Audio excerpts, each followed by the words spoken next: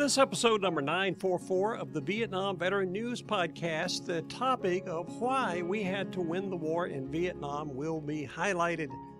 The two remaining leaders of Pol Pot's murderous Khmer Rouge 1975-79 regime in Cambodia are on trial in Phnom Penh. The charges are crimes against humanity and genocide in the second case before a UN-backed tribunal known as the Extraordinary Chambers in the Courts of Cambodia.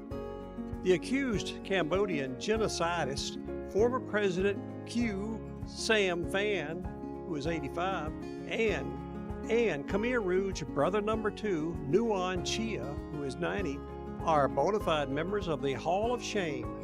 They are right up there with Joseph Stalin, Adolf Hitler, Mao Zedong, and Che Guevara in that terrible collection of human scum.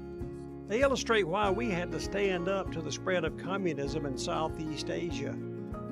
There was a Reuters story about the trial titled, "Khmer Rouge Leader Denies Mass Murder, Blames Vietnam." It was submitted by Prak Chan Tuol. That's right, you heard it right. The two Cambodian mass murderers on trial for their lives are blaming it all on the evil Vietnamese. They claim their sworn enemy, Vietnam, invented the idea of genocide as propaganda. The accepted truth is that Pol Pot and his henchmen wanted to turn Cambodia back to year zero in its quest for a peasant utopia. Stacks of human bones attest to their efforts to achieve that goal by eliminating all Cambodians who were not of the peasant class.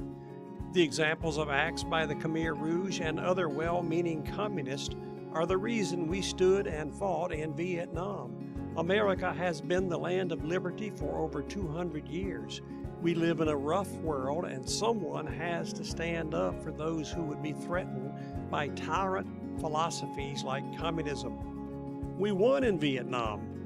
There is no more USSR, and Communist China has become a Walmart supplier.